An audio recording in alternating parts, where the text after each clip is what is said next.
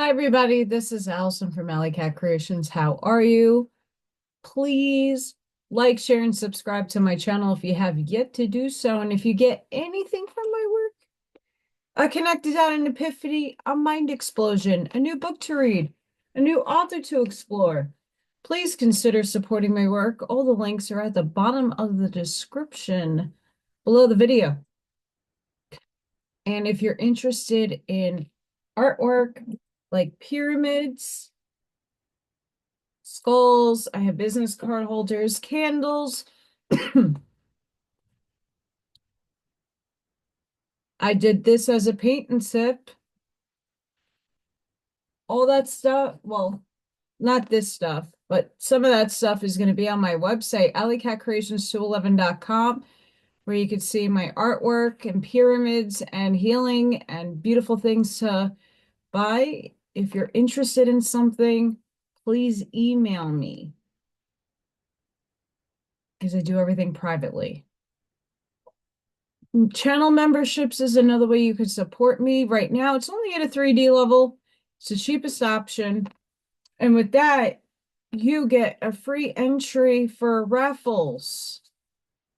So I'll be raffling my paint and sip paintings off for anybody who's interested in those. I will let you know when I make a raffle for the next time. The first one went really well, and I'd like to give back as much as anything else. So if you're looking for something just relaxing, I paint. I don't talk too much, but you get to create some beautiful scenes with me. I choose what spirit brings to me, as always. So yeah, join me there. All that fun information is also in the link section.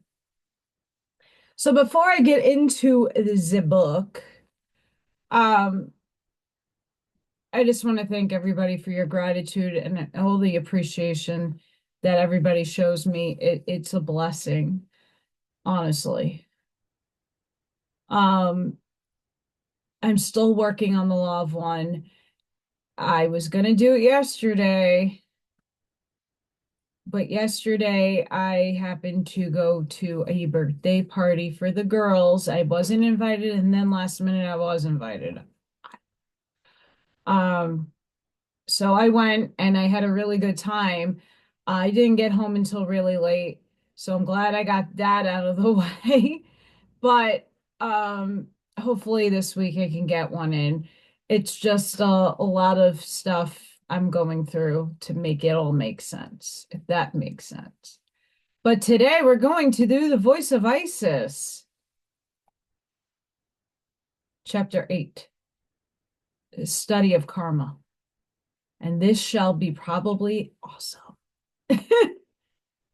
Awesome, awesome. I'm still very much under the weather. I am much better, by the way, but still sinusy, so don't mind me.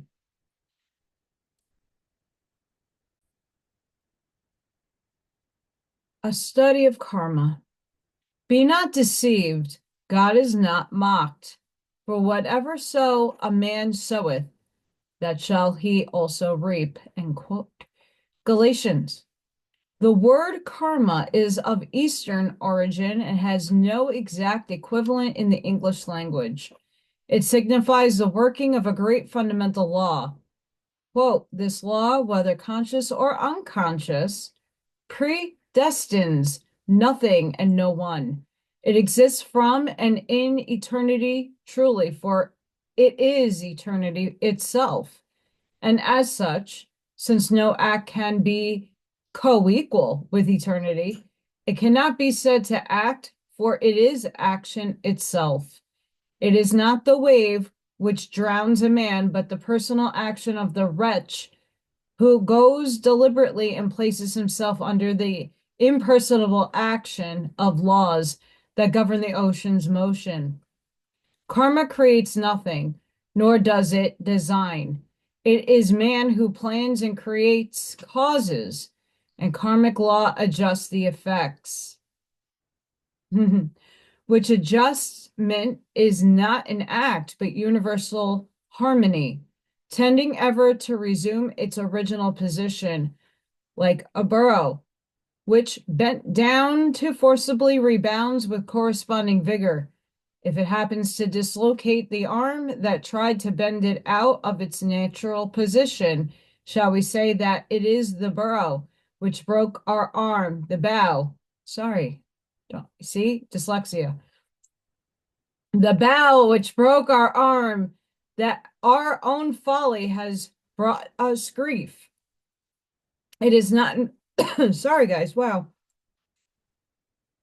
I correct a word and then I can't speak. It is not involved in its decrees in darkness purposely to perplex man, nor shall it punish him who dares to scrutinize its mysteries. On the contrary, he who through study and meditation unveils its intricate paths and throws light on those dark ways, in the windings of which so many men perish owing to their ignorance of the labyrinth of life, is making for the good of his fellow men. Karma is an absolute and eternal law in the world of manifestation, and as there can only be one absolute as one eternal, ever-present cause, believers in karma cannot be regarded as atheists or materialists, still less as faithists, for karma is one with the unknowable, of which it is an aspect in its effects in the phenomenal world. Now, if you watch me live on Friday, I hope this helps clarify and make some sense out of me repeating a subject matter a large amount of times. And I only did that because Spirit loves you guys. My higher selves love all of you. Well, karma is the implacable law of cause and effect, bringing to you in exact justice the net results of your past thoughts, desires, and acts. It does not do so in detail, hence it is not the avenging nemesis it is so frequently represented to be. For the only decree of karma, an eternal and immutable decree, is absolute harmony in the world of matter, as it is in the world of spirit. It is not, therefore, karma that rewards or punishes, but it is we who reward or punish ourselves, according as we work with, through, and along with nature, abiding by the laws on which that harmony depends, or breaking them. It is not your acts that are the cause of your karma, but the possession or lack of certain soul qualities, which is the cause both of your thoughts, desires, and acts, whose effects are brought to you by the great law of harmony for readjustment. The lords of karma, spoken so frequently in the Oriental teachings, would mean in European parlance the conscious forces which bring about the natural sequence of events. These forces, however, are not blind, unintelligent streams of force against which you must hopelessly battle, but are the conscious intelligent executors of the law of divine harmony, love. Their sole object is to spiritualize and perfect one on both the planet and its inhabitants. Hence, disobedience to the law is not punished, but is adjusted, even though the adjustment brings about sorrow and suffering. The decrees of karma are not something to be endured as a punishment, but if in ages past you have made mistakes and failed to gain certain soul qualities, which are necessary for your further progress, these great entitized powers place before the soul the conditions which are made necessary by your past disobedience or inaction, which the soul itself chooses as the best means of learning the needed lessons and acquiring the needed qualities. I speak about this all the time. The personality may suffer during the experiences it undergoes and the conditions selected by the soul. But just as a tornado brings destruction, yet is beneficial in purifying the atmosphere and sweeping away old accumulated conditions, which were detrimental, So which the karmic storms which sweep over the personality for their purpose is to sweep away old false ways of thinking, that the new soul qualities may put forth and bear fruit. Although the tornado is a result of the inharmony and impurity created by man, still it is used as an agent of karma to dissipate the accumulated forces of evil and to readjust the atmosphere and permit new conditions more advantageous for the evolution of the planet and its inhabitants to manifest. Thus, the tornado was not the cause of the destruction of life and property in its path. It was merely the agent for adjusting the causes set up by man. Pause here, pause here, pause, pause. I talk about this on during my live on Friday. But what really sparks excitement is that they're acknowledging that a lot of these things are man-made, created. That there are acts of God that does happen, but they've been manipulated by us, thus said human. But us said human is also source. It's consciousness. And just like I was talking about what's going on in Florida, what's going on in North Carolina, what's going on in Hawaii, what's going on in California currently, all these things, these natural events that occur are readjustments. Are they good? Do they have nefarious backings behind it? Sure. But if we really respond to what they are saying, all happens for a reason of a higher plane of existence. And maybe, maybe outside your knowing. This is the part that, because we think so linear time space, we're not up here to think higher of, oh, okay, yeah, all of this has a purpose and a cause to it. And maybe the act of through the negative polarized aspects of source, these things are manifesting to purify. So whatever you may think or hold an opinion of, that's fine. But really take the words that they're saying in when it comes to this time of now. And really think about what's been going on and the analogy they're using as the tornado, because I use a tornado analogy all the time. It's just succinct today. So with the storms of sorrow, disaster, poverty in your life, everything that comes to you as trouble or sorrow is simply the result of your own shortcomings, your failure to learn the lessons which less painful experiences should have taught you. The fundamental idea of karma is harmony. It is not a punishment, not even an inevitable law of suffering, which you must endure. But in the course of your evolution, your higher self chooses to incarnate in certain families and under certain conditions, which will bring out the soul quality which is lacking.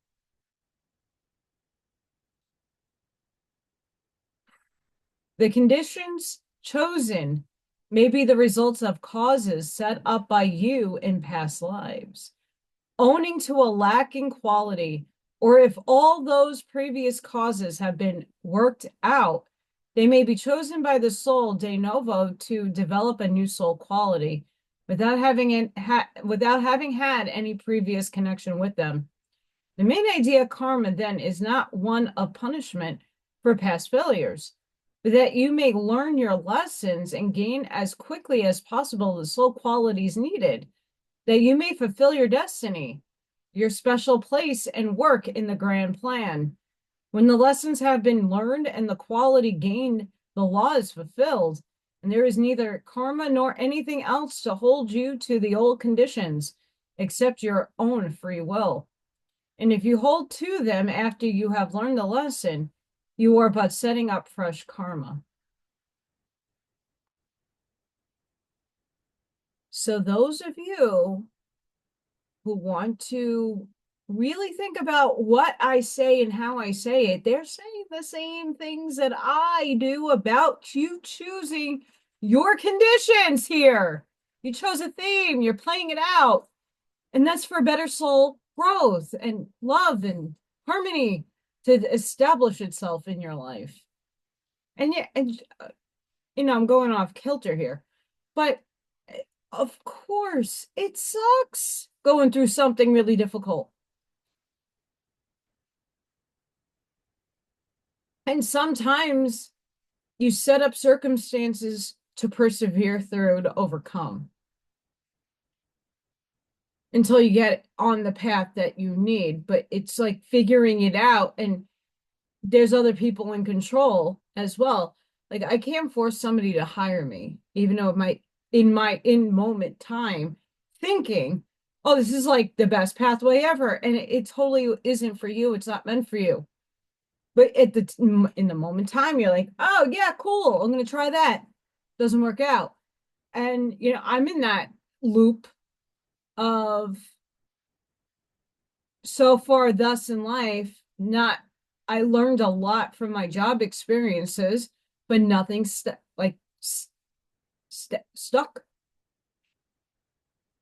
I keep having to recycle and change and start all over again. And as you get older, it's a lot harder because you don't have what us humans call security because it keeps getting ripped away from you. That's where I'm at.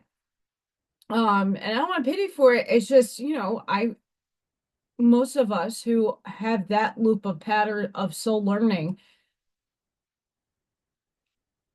I put 110% into everything that I do, and I put my heart into everything that I do. I love what I do, and it's just the return has not yet substantially held in my life to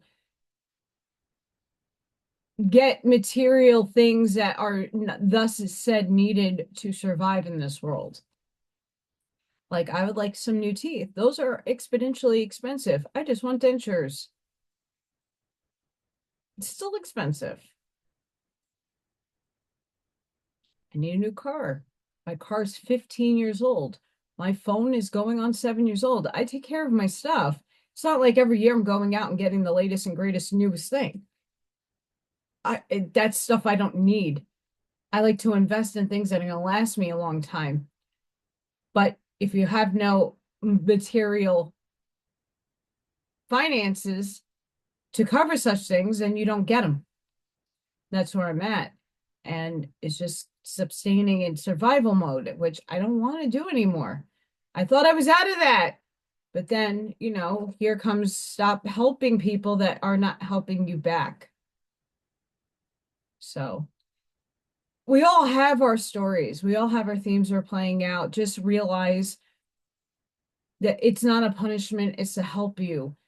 And I know this for my own self. I know it's helping me. It's like now it's figuring out like what that lesson is so I don't have to repeat it again. And it's not easy because I could see the overall like theme playing out, but there must be something I am missing that is not being uncovered for me that I have to uncover eventually, or else it's going to keep perpetuating. And a lot of this work is not easy to figure itself out. So just know this is not easy. Therefore, instead of sitting down dejectedly and saying that you will bear everything as your karma, much as a child might stoically bear a whipping, rather be like the child who recognizes the justice of the whipping and sees behind it the loving desire of its parents to incalculate a needed lesson and whose heart is filled with sorrow that it has made the whipping necessary. It is foolish to invoke your past karma with the idea of working it out more quickly, for the law will bring it to you as fast as you are able to conquer and learn the lessons from it. To thus demand that your karma be precipitated is to be overwhelmed by terrible sufferings in order to learn the lessons which a little later, you would be strong enough to learn with little or no suffering. To thus demand your karma would be to set up your judgment as superior to that of the lords of karma, thus showing the lack of both discretion and humility. Hence, special trials might have to come to teach you the lessons which otherwise you might have learned happily while working out the law normally as life brought it to you. While you must learn poise and calm under all conditions, at the same time you must seek earnestly within yourself for the soul quality which your trials are most fitted to bring to the surface. And when you have recognized it, strive earnestly to cultivate that quality and manifest it in your life. Then the old conditions will quickly begin to fall away from you, although you will pass through a period of severe testing to prove whether or not you have really learned the lesson and built the desired quality into your soul. Learning the lesson, however, does not mean merely recognizing it or gaining an intellectual conception of what is lacking, but gaining the power to manifest that quality. For the change must be within, not merely on the sacrifice. Recognition of what is lacking is a necessary step in obtaining it. But when recognized, then comes to the testing to see if you really have gained the quality or merely recognize the lack. For instance, if you know that your great lack is impatience or lack of control of your temper, as long as only its outward manifestation is controlled, you will still suffer from the effects of anger. For your friends will say he managed to control his temper, but I could see he was boiling inside. If your lacking quality is generosity, and you recognize the necessity of being generous, but give merely because you believe it is your duty or because you expect gratitude in return, those who receive your gifts will instinctively feel the grudging attitude of soul back of the gift and will not send out the feeling of gratitude you are seeking. You will thus suffer from ingratitude until you can give the true generosity of soul. It is not your karma to suffer from specific acts of anger or ingratitude, but is your karma to learn control of your temper and generosity of soul. If you are driving an automobile and notice something wrong with the engine and stop and adjust it, no harm results. But if you are careless and do not correct the trouble and the machine is wrecked and you are injured, it was not your karma to be injured by an automobile, but it was your karma to be taught carelessness and common sense. Hence, it is not your specific acts that bring your karma to you, but the lacking of soul quality. And any available events, conditions, or circumstances are used to teach you the necessity and the necessary lessons.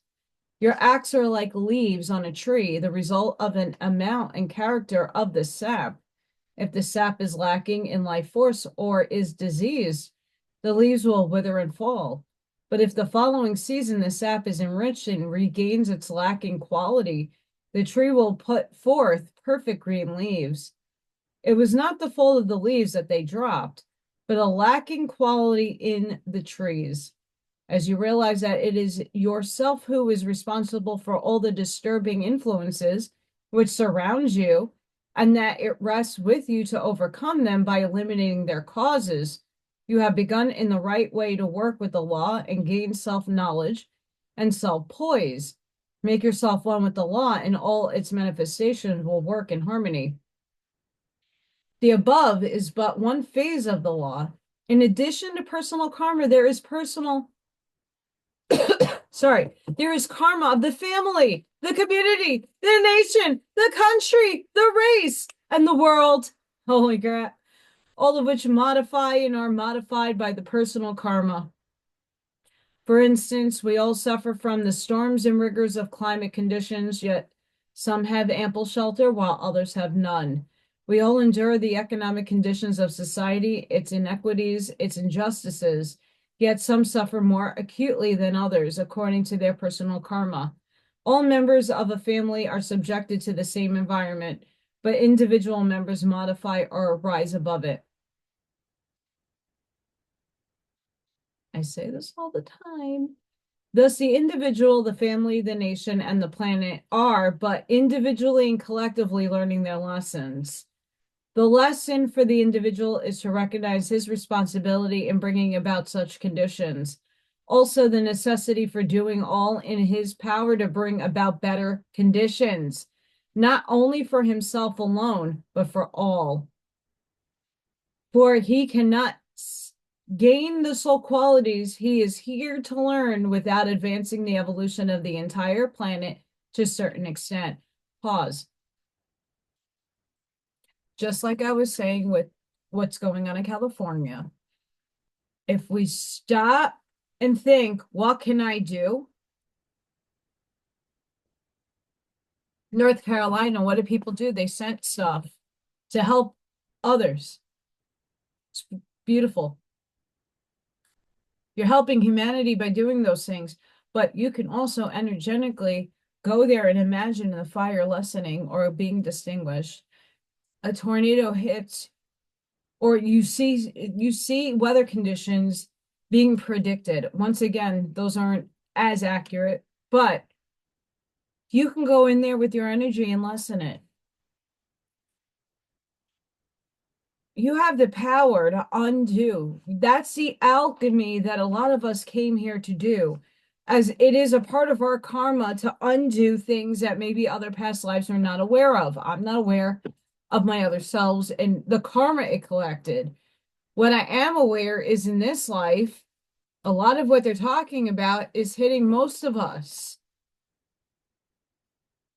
What do we got to do to heal the world, to unify? How do we do that? Well, instead of playing the judgment game, the this, the that, the who, the what, the side, that becomes null and void when shit is hitting the fan. And we can stop it in its tracks energetically. So let's get to it. I have to add that in because upstairs is really like, here's what you need to do. Even though you don't have anything to send physically, you could do it.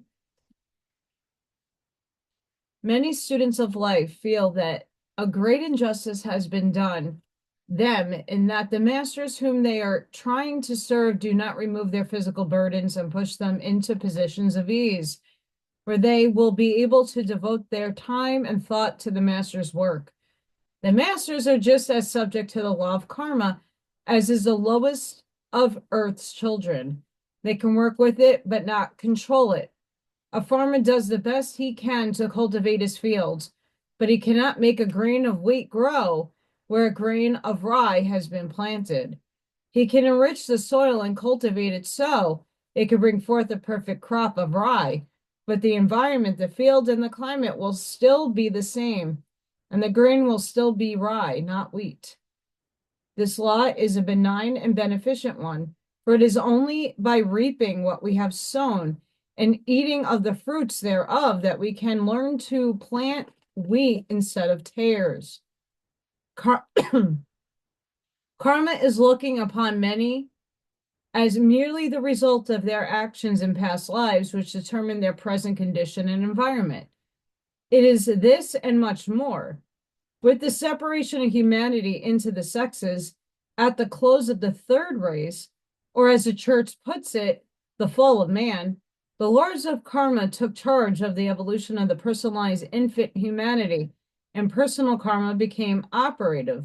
The so-called fall of man became in reality not a fall, but a necessary descent into physical embodiment.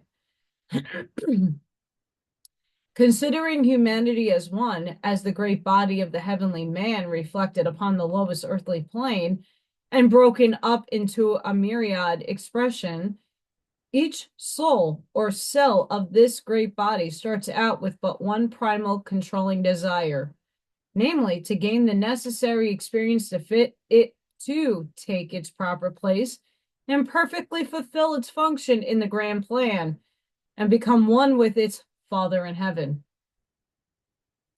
With this end in view, the soul makes out a path that influences it in all its future incarnations. The local karma of each incarnation being but eddies along the main stream. while the soul in its higher aspect always realizes its destiny and must gain its experience in and work through various personalities and is responsible for the actions of those personalities. It must build them up from life to life and is responsible for their creation, even to the matter of which they are composed. Thus, the soul becomes the higher self or personal God and savior of the various personalities. Pause. That is what's happening right now in humanity.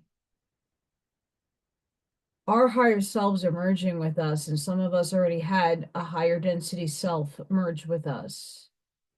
The other aspect left, the lower aspect left, and now it's in training. So it was high up there, and now it's embodied. So this is where we're the stage we're at for a lot of us. The personality may not heed the still small voice and of soul, and may fail and fall and sin. But each failure must be corrected and redeemed, and the personality brought back to its real work. The number of incarnations depends upon how swiftly the soul gains its experience and learns its lessons, or in how many bypaths the personality is allowed to wander, only to retrace its steps to the main path. It is reacting of these wandering steps that is ordinarily referred to as karma, cause and effect. The cause being the going astray, violating the law. The effect, the retracting of steps to the return to harmony. This is beautifully condensed in the Bible story of the prodigal son. Often incarnation after incarnation is spent in a sort of lethargy, experiencing again and again the same things without learning the lesson they are intended to teach. Sorrow and suffering and loss are often the only weapons that can awaken the personality from its lethargy to ultimately accomplish the main work. No two souls have or need precisely the same experience. If we take the circulation of the blood from the time it is propelled outward from the heart to perform its work to the time it returns again to the center, we will have a fair illustration of the working of the law of karma. Humanity as a whole is the bloodstream composed of myriads of personalized corpuscles, all propelled by the one living force and vitalized by the one breath to accomplish its great work in the heavenly man. Man is possessed of free will in that his higher self has the will to accomplish its great work, but the will of the personality is only free in a limited sense. It is free to stray from the path, and the higher self cannot compel obedience, but only can take advantage of every experience to mold the personality and ultimately bring it into the main channel. The soul, being complex in its nature, must seek for the experience upon the plane of differentiation, physical plane, through the masculine and feminine personalities. Just as the blood corpuscles start out from the heart to accomplish their work in the tissues, and after having been purified by the breath, return to the heart, so these separated expressions of the soul start out from the center upon their great journey, called in the Eastern teachings the cycle of necessity, and having been purified by the Spirit, return to their Father in heaven. The blood may have a long, tedious journey and be met by apparently insurmountable obstacles, or it can accomplish its work and enter the stream that is returning to the heart. Just so the soul may have to overcome great obstacles before it can return to the heart center. This point of return is the awakening of the personality to its higher self. It may be called conversion, or what you will, but it is a recognition of its immortal desire and a determination to walk consciously in the chosen path. Its will one with that of the higher self. This, however, does not mean that the old karma has been wiped out, for the Master Jesus plainly stated, "For verily I say unto you, till heaven and earth pass, one jot or one tittle shall in no wise pass from the law till all be fulfilled." Many ask how the doctrine of karma can be reconciled with the doctrine of forgiveness of sins, but a simple illustration will explain. If a beloved child through disobedience should put down upon itself some heavy object and break a limb, its parents would forgive the disobedience, soothe its suffering, and lavish love upon it. But the forgiveness could not prevent the child from reaping the results of its acts, could not restore the broken limb, for that could be brought about only by slow and painful readjustment. The knitting of the bones, perhaps with some deformity, remain, no matter how great the forgiveness and love. All obstacles encountered are not necessarily the result of the soul's minor karma, but may be a necessary training to fit it in for its chosen work.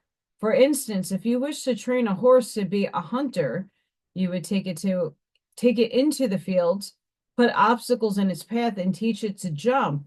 But if you desired it to be a staid family horse, you would teach it not to jump, but to jog quietly along the smooth beaten roadway. You can see this law exemplified everywhere in nature. The seed contains a future tree, and if it germinates beneath a rock, or if its growth is impeded by any untoward condition, it will struggle to overcome that condition. And no matter how distorted the growth of its form, it will finally develop into the exact species of tree pictured within the seed, even though its outward form is imperfect. Therefore, going back to our first simile, if the stream of your karma, carries you to the feet or the hands, to the brain or heart of the heavenly man, do the duty that lies nearest you cheerfully. Okay, that doesn't make sense. Do the duty that lies nearest you cheerfully, and to the best of your ability, and diligently learn the lessons that his perfect accomplishment will teach. It is the duty of the feet to support and carry, the hands to execute, the brain to plan and direct, the heart to furnish the life force to all parts. But unless each performs its duty in its own place and performs it well, the whole man must suffer. Let go then the things that are holding you back. Throw yourself into the stream. Push out into the current where you will not get stranded in the eddies. Cease to cling so desperately to the rocks and snags against which you are tossed, for they are a sign of shallow water. Have you faith to believe that your brothers and sisters are also in the stream in their proper place and are learning the lessons they have incarnated to learn? Have faith that your Father in heaven knows their needs as well as your own, and is watching over them as well as you, and has promised that no good thing will he withhold from them that love him. Okay, the next chapter is the self. What? Okay, so this chapter is spot on with just about everything I talk about and put out there. Holy crap. And I like that it's bringing it in the different levels, the individual, the state, the country, the county, the world, humanity. We're all going through it. That's why we're all out and spread out. We all live in different spots. We all have different upbringings, because each of these experiences is what was needed for us to overcome, but not only to overcome, to learn from, and then to help teach others.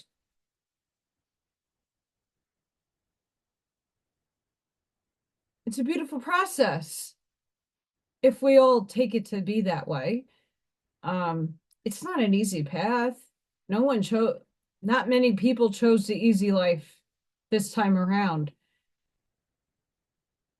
And for all of us who are not coming back as human, this is why a lot of our difficulties are even more extreme. We're learning the lessons on higher densities, so we don't have to repeat them in the higher densities. We get to enjoy a little bit more. Yes, there's learning that doesn't ever stop. There's lessons that never ever stops. But the heavierness, the heaviestness, the extremes will be a learned lesson here and will not have to be repeated again. And you're ending a lot of the cycles that have been.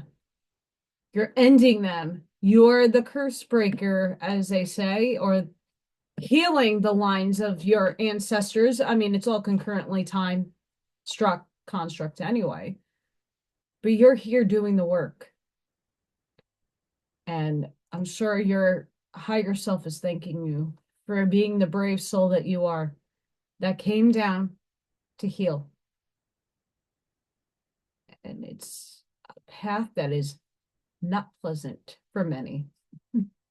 I mean, we could take it, we can alchemize it for sure. We had a pause there. Fun times.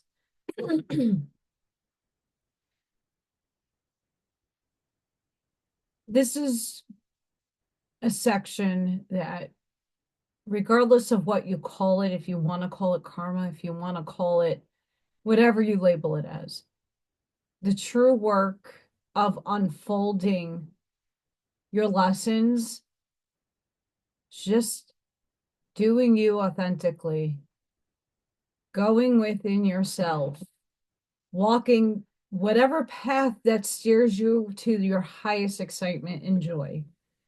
I wouldn't have this channel. I would have left it a long time ago if I didn't have passion for it, and it brings me to my highest excitement. I get excited and I love reading. I love sharing my wisdom, my connect the dots to all people that will have the ears to hear and the eyes to see. I love doing artwork. That's just my makeup. What is your makeup? What brings you excitement and joy? What makes you get out of bed each and every morning? And those are the things you need to do. Obstacles are always going to come across your path.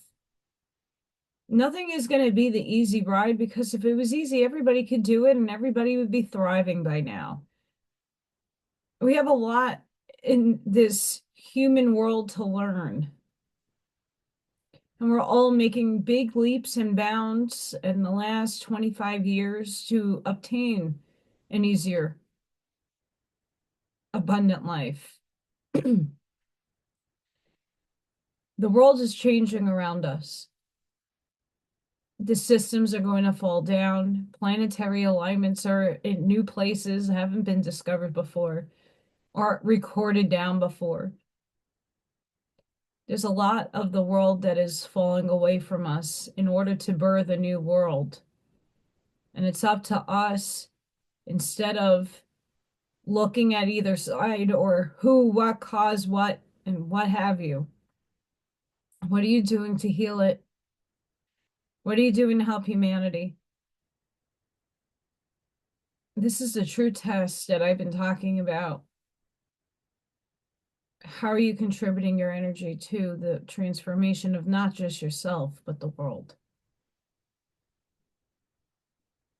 It's up to you. I can't force you to do anything you don't want to do or you're not ready to do just yet. But realize that these things are going to perpetually, continuously happen in different ways until you learn your lesson. You could take the easy route or the hard route. Your soul doesn't matter. It doesn't care. It's going to steer you regardless. Know that. And there is no wrong path. Sometimes your soul chose the harder ways. My soul this lifetime chose the harder ways. The unlayering of ways to learn. It's not just a one and done. It's I'm going to layer, unlayer, unlayer, unlayer a million times before you get to the last layer and really feel it. So it's a process, and each of us chose a different pathway to that process. So have compassion and grace for yourself. know that you chose your circumstances, your country, your language, your origin for a reason. You're not only there to heal yourself, you're there to heal where you are. And it doesn't matter if you move, you're called to be there for a reason. Sometimes you don't uncover that until after you transcend. But sometimes in that life stream, you figure out that you had a purpose there and that you're going to heal it anyway. Or you're on your better path now that you moved or you relocated, whatever have you. Know that all serves a purpose and all is going according to plan, whether you agree with that or not. Stop questioning source, God, the one infinite creator, the all that is, whatever you label it as. We question our other selves, but the true gift that we can give to all is healing and bringing things back into harmony. So wherever you are at in your journey, you can help your community, your collective, your family, your tribe by just recognizing and striving to do you and be the best self you can be. And alchemize those things that are inharmonious in your life and walk a path of righteousness and do good works by others. All will fall in its place in the right timing, in the right divine orchestration. But this chapter is very succinct with what I said on Friday. So it's another one of Spirit's little ha-ha moments. Sending each and every one of you love, light, compassion, grace, shielding, and protective energy. Please go within, be the shoulder, be the lighthouse, seed your truths. I hope to see you guys on the next one. Please don't forget to like, share, and subscribe. Please make sure if you can entertain looking at my website. That'd be fantastic. Valentine's Day is around the corner, and I make hearts. I make heart frames and hearts and cute little things. So think about shopping small if you're interested in getting somebody that you love something fun and different. Also,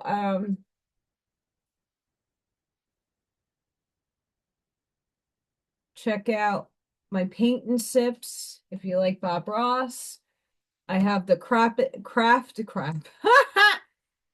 and sip lives that I make fun little things out of.